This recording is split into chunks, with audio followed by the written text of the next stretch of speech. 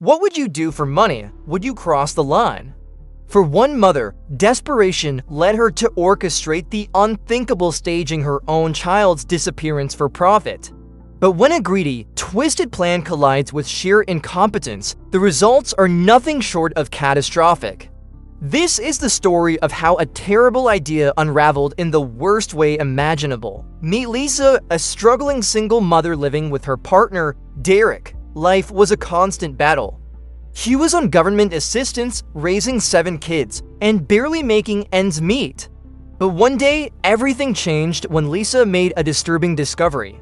She found evidence on Derek's computer suggesting he was viewing illegal content involving minors. Horrified and disgusted, Lisa knew she had to get herself and her children out of there immediately. There was just one problem: money, or more accurately, the complete lack of it. With 7 mouths to feed and no income, escaping seemed impossible. That's when a terrible idea took root. Lisa saw a news story about a missing child overseas and the substantial reward being offered for their safe return. Her mind started racing, and she came up with one of the most foolish schemes imaginable. The plan was this: hide one of her own children, report them missing, and wait for the authorities to offer a reward. Then an accomplice would discover the child and claim the money. They'd split the cash, and Lisa would finally have enough to leave Derek and start a new life. Desperate times call for desperate measures, but this was beyond the pale.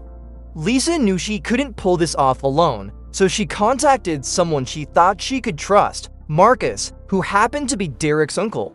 Despite the family connection, Marcus had a questionable past and a very flexible moral compass. Lisa laid out her entire plan, and to her surprise, Marcus agreed without much hesitation. "I can do this," he told her casually, as if they were discussing borrowing a car instead of kidnapping a child. Lisa then made a cold, calculated decision. She would use her 9-year-old daughter, Emily, as the victim.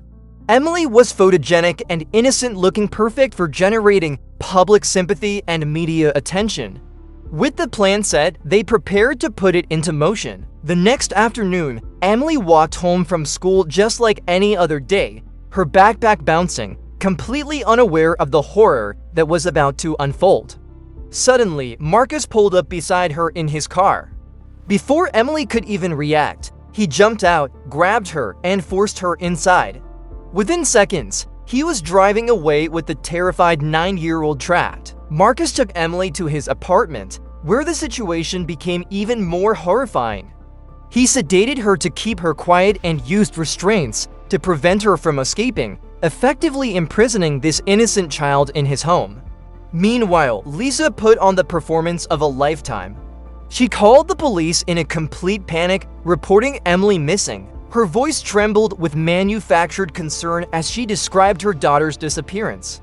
The community response was immediate and overwhelming. Police launched a full-scale investigation. Neighbors organized search parties. Emily's face was plastered on posters, banners, and t-shirts all over town.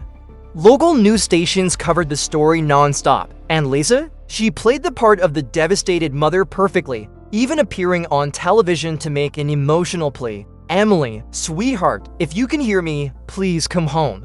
Your brothers and sisters miss you so much. We all love you and just want you back safe." It was a convincing performance. Maybe a little too convincing. Weeks passed with no credible leads. Emily seemed to have vanished without a trace. The police were baffled, chasing one dead end after another. Then Marcus received an unexpected phone call from a family member. "Hey, the police just questioned me about that missing girl. Have they contacted you yet?" Marcus felt his stomach drop. "No, they haven't," he answered, trying to sound casual. But after hanging up, that family member found the conversation odd enough to report it to the investigators. Suddenly, the police were suspicious. They decided Marcus needed to be interviewed. Officers arrived at Marcus's apartment and knocked repeatedly, but there was no answer. However, neighbors told police that Marcus was definitely home and they had been hearing strange sounds coming from his apartment for a while. That was all the justification police needed.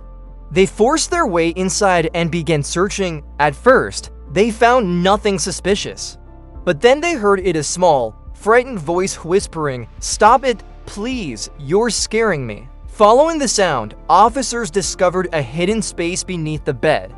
And there, after 24 agonizing days, they found Emily alive but traumatized, restrained exactly as Marcus had left her. Marcus was immediately arrested within hours. He was pointing the finger directly at Lisa, spilling the entire scheme in detail to try and save himself. Police wasted no time and arrested Lisa as well. When questioned separately, each of them blamed the other entirely. Marcus claimed Lisa masterminded everything. Lisa insisted Marcus acted alone and she had no idea about the kidnapping. Neither story held up under scrutiny, both were charged. But there was one final unexpected twist. While searching Lisa's home for evidence, investigators examined Derek's computer. What they found confirmed Lisa's initial suspicions, concrete evidence of his illegal activities. Derek was arrested immediately, adding a third booking to this already shocking case.